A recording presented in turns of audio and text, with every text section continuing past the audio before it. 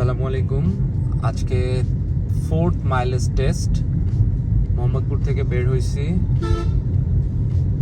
কিছুক্ষণ আগে 12:06। এখন বাজে 12:11 রাত। সো রাতে কোনো ট্রাফিক নাই। এখন দেখি মাইলেজের কি অবস্থা হয়।